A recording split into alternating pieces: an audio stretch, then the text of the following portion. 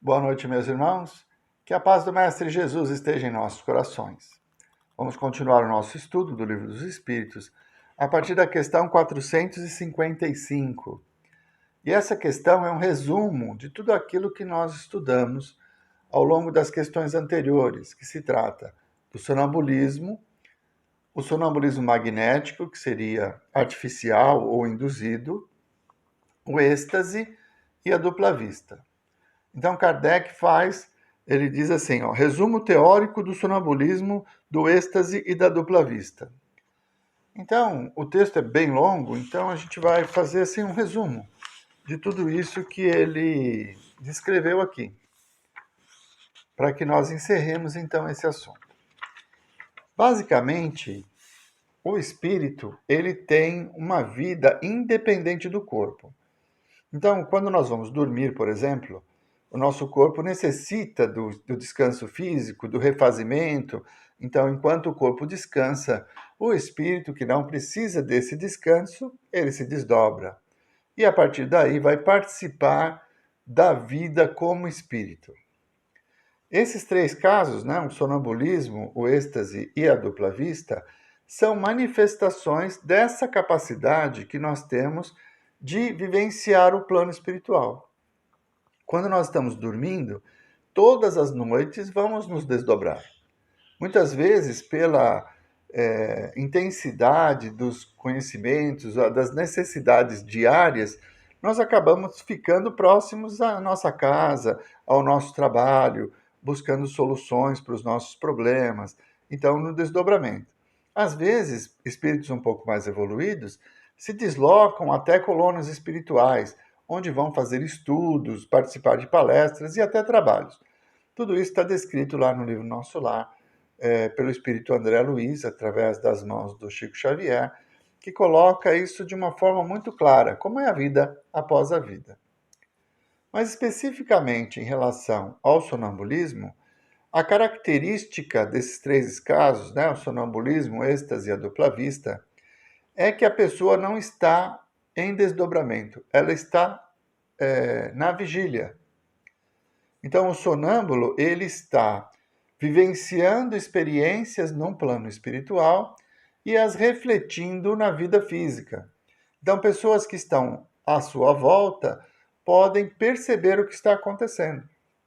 No sonambulismo natural, a gente tem pessoas que acordam de noite, levantam, conversam, né? Quem não tem um caso desse na família, né? Que é até perigoso, precisa trancar bem as portas para o sonâmbulo não fugir. Mas, para efeito de estudo do Espiritismo, existem algumas pessoas que têm essa capacidade de entrar num estado de concentração tal que elas começam a descrever o plano espiritual que está ao seu redor. Então, elas estão em desdobramento, como se estivessem dormindo, mas o corpo ainda está na vigília. Então, ela está de olhos abertos, está olhando para a gente, mas está vivenciando uma experiência como espírito. E nós sabemos que quando deixamos o nosso corpo, a sensibilidade, a capacidade de percepção aumenta muito. Então, ele consegue se deslocar e ir até outros lugares e nos falar na mesma sala de coisas que ele está vendo à distância. Por quê? O espírito está desdobrado. Então, o sonambulismo, o êxtase, são situações muito semelhantes. Por quê? O espírito se desdobra, mas a pessoa ainda está acordada. E ao invés dela falar das coisas que ela está sentindo, do próprio ambiente físico onde a gente se encontra, ela vai falar do plano espiritual. Então, ela consegue se deslocar na velocidade do pensamento, ela consegue descrever situações do passado, porque quando nós estamos fora do corpo, as limitações do esquecimento elas são reduzidas. Então, temos acesso a lembranças de vidas anteriores, nós temos acesso a experiências já vividas, e muitas vezes, no estado de sonambulismo, as barreiras do corpo são retiradas e o sonâmbulo acaba falando de coisas que na vigília ele não tem conhecimento. Ele fala em línguas que para ele são estranhas. Por quê? Como espírito, ele tem esse conhecimento adquirido nas diversas vidas, mas na vigília e nessa encarnação, não. À medida que ele sai do corpo, essa limitação que existe no corpo se afrouxa e ele tem acesso a essas lembranças, a esses conhecimentos. Então, ele vai vivenciar uma experiência como espírito, apesar de estar se manifestando através do corpo. Por isso, o sonambulismo. O êxtase é uma situação muito semelhante, só que de uma forma muito mais intensa. Quando a pessoa entra numa concentração estática, ela pode até realizar regressões.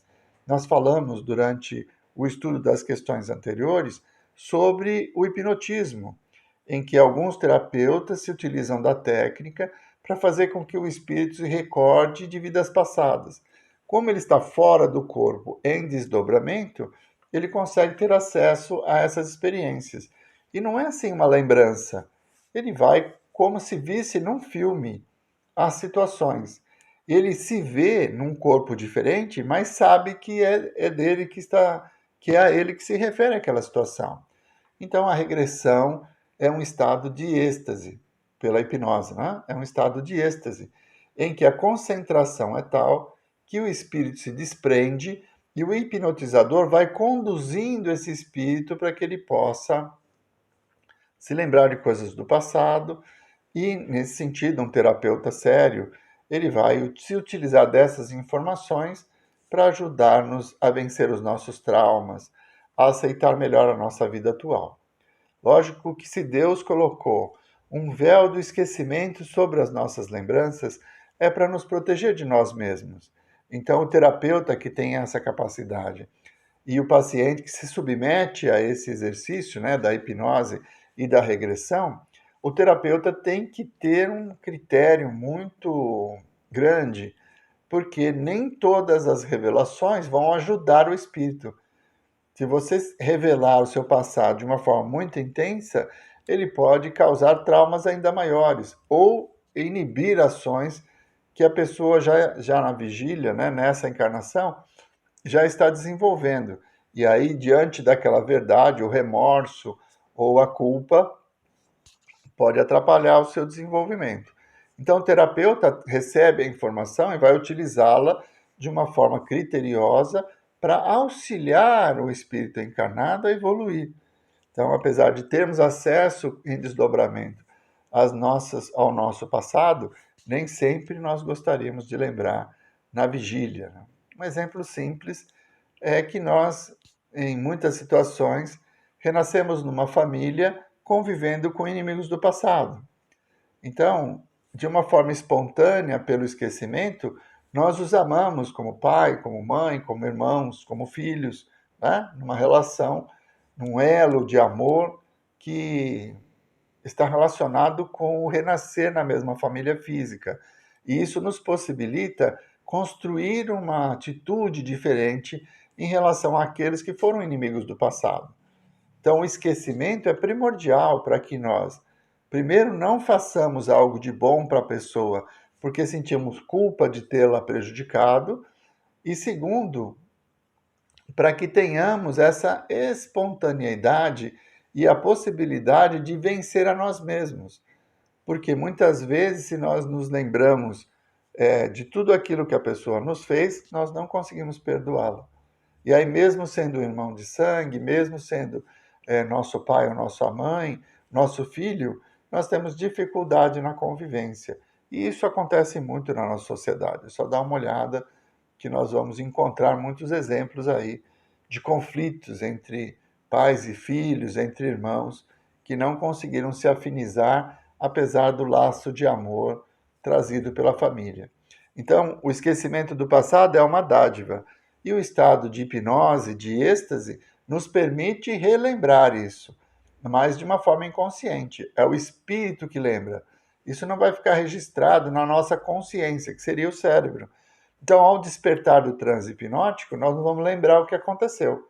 Aí cabe ao terapeuta que está realizando esse trabalho se utilizar dessas informações da melhor forma para nos ajudar a evoluir. Outro processo que pode ocorrer nesse estado de êxtase ou de sonambulismo é que a convivência no plano espiritual abre espaço para que outros espíritos desencarnados possam ter acesso à nossa experiência. Então, de acordo com o grau evolutivo de cada um, nós vamos estar envoltos por espíritos de luz, espíritos protetores que vêm nos ajudar, ou por espíritos inferiores que, pela nossa afinidade, acabam se aproveitando da situação. E isso influencia no desenvolvimento do fenômeno. Então, numa assembleia, né, pessoas que estão ali por curiosidade, por uma intenção não muito nobre, elas atraem espíritos para a reunião que são espíritos inferiores, galhofeiros, espíritos que querem brincar, ou alguns até odientos. E aí, quando o sonâmbulo ou o estático se desprende do corpo, ele está sujeito a esse tipo de influência e acaba por revelar inverdades, por revelar coisas absurdas. Por quê? O fato de sermos espíritos não nos faz pessoas melhores. A nossa evolução, ela está relacionada com a nossa experiência, com aquilo que nós conquistamos ao longo da vida na vitória contra nós mesmos, né? No combate às paixões, do orgulho, da vaidade. E é isso que nos torna pessoas melhores, né? Não é o fato de estar no corpo ou fora dele que faz com que haja uma mudança moral. A moralidade, ela é conquistada pelo nosso próprio comportamento, e isso é muito importante. Então, ao desdobrar, esses espíritos sofrem influência do meio onde eles se encontram. E se no ambiente tiverem espíritos brincalhões, espíritos revoltosos, enganadores, a manifestação, o fenômeno vai sofrer esta influência. E o sonâmbulo ou o estático acaba revelando coisas absurdas ou trazendo informações para brincar conosco. Então, por isso que Kardec coloca nesse estudo que é muito importante o crivo da razão. Não é porque vem dos espíritos que é verdade. É preciso que nós passemos pelo crivo da razão, porque é melhor rejeitar 10 verdades do que aceitar uma mentira. Para fechar, então, esse resumo, nós vamos falar da dupla vista, que é a capacidade do médium, que é um médium vidente, de enxergar o plano espiritual à sua volta, de se deslocar até determinados lugares e descrever o que está acontecendo. Então, eu citei, quando nós estudamos isso, o caso do Chico Xavier. Ele tinha uma vidência tão apurada que ele tinha dificuldade até de distinguir o que era físico, material, do que era desencarnado, né, na repartição pública. Então, a dupla vista é essa capacidade de algumas pessoas que têm a mediunidade da vidência de ver o plano espiritual. Então, ela está com os olhos fechados, está num ambiente de penumbra, né? Normalmente, o trabalho mediúnico ocorre com luzes mais suaves, e mesmo assim, ela consegue descrever com clareza determinadas situações ou pessoas que ela está vendo, não com os olhos físicos, mas como espírito em desdobramento. Então, em resumo, sonambulismo, êxtase e dupla vista são fenômenos relacionados à capacidade de algumas pessoas de vivenciar o plano espiritual ainda na vigília. Então, eles estão presentes, estão conosco no ambiente, mas o seu espírito está desdobrado do corpo. Ele consegue até se ver, né? Ele vê o próprio corpo. E ele tem essa capacidade de descrever e de interagir com o plano espiritual, nos trazendo então a confirmação da continuidade da vida.